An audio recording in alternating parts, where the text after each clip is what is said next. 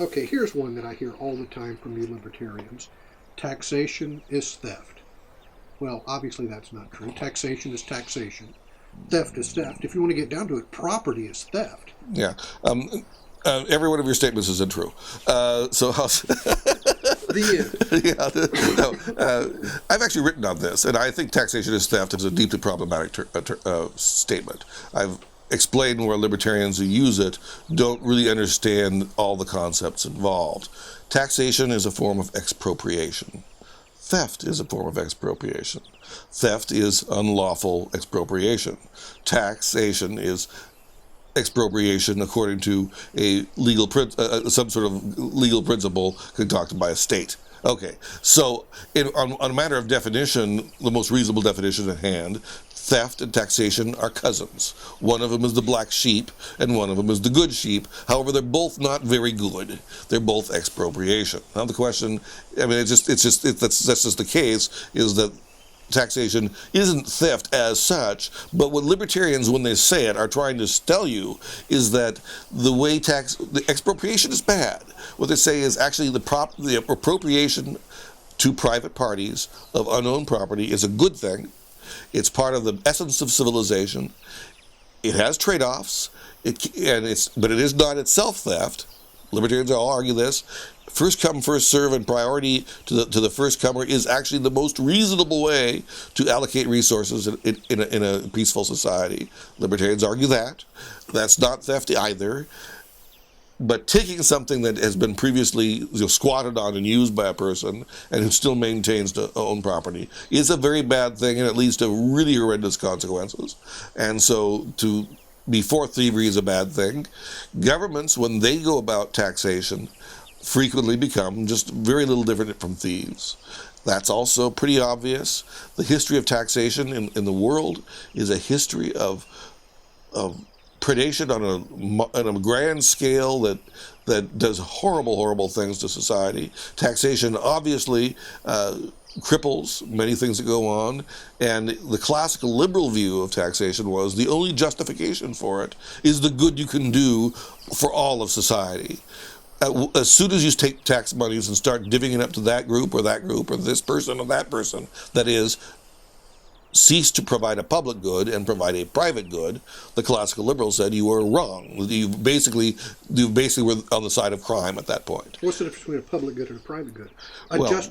Did libertarians acknowledge there are some legitimate private goods and some public goods? Well, the classical liberals I was talking about, and I was thinking of J.B. Say, Jean-Baptiste Say, at that time when I was saying that, because Jean-Baptiste Say is a very early economist who was a classical liberal proponent of the night watchman state, which is sort of like a modern minarchist libertarian.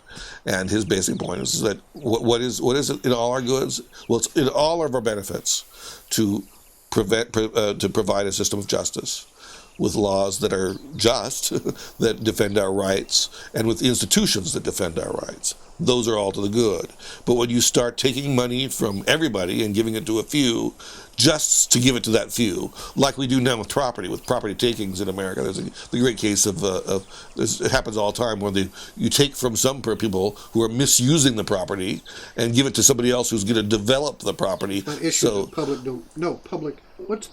public takings. It's the takings doctrine. But the problem is what they do with governments, eminent domain, is what they do is it's common now everywhere, and especially in Israel, to take property from some, basically give it or sell it cheap to developers or some preferred class of people whom they can then tax.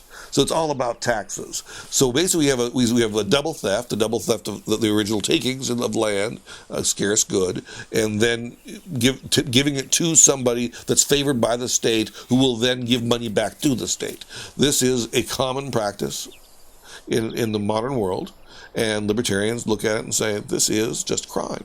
Well, and it's crime because it's illegitimate.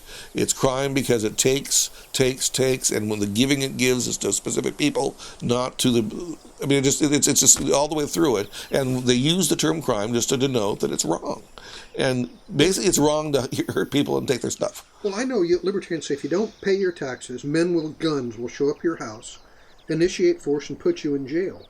But that's not an initiation of force, it's an enforcement of a contract. And in this case, an explicit social contract. Yeah. You make a big deal out of men with guns trying to enforce laws, and yet that's how you enforce a contract. And the contract is the government is providing you with services. Yeah. And you're refusing to pay for those services. That's why they're using force on you. Are you against enforcement of contracts? No.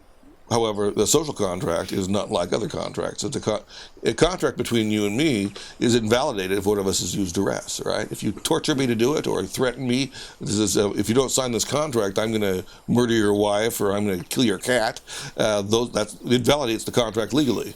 However, social contracts are those special kind of contracts that are fictitious, that no one signs, and that if you disobey, they're going to kill your wife or kill your cat. That's pretty much how it works, is that social contracts are fictitious, except when you start looking at it in a more philosophical dimension for different purposes. But social contracts, as used there, pretends they're real contracts. They aren't real contracts at all. And what we're getting at when libertarians talk about contracts, and why we like them so much, is that the reason you guys talk about social contracts is to get the good, obviously wonderful aspects of contracts that we like, and then impute them to your evil institutions. It's very handy. Oh, yeah, we want to take your money so that we can make this corporation over here richer, so they'll pay us more money so that we can get re-election, so that we can have really nice pensions that we've screwed you out of anyway. So that's a big, nice process. The state does this all the time. All modern states are corrupt. All modern states are riddled with corruption. And to defend their actions because of the social contract is bullshit. Well, we'll have to go into more detail on the social contract. Yeah. Because you'll admit government is something that's important, right? Right, but I will. Oh yeah, and red rights are something. But you don't think important. anybody should have to pay for it?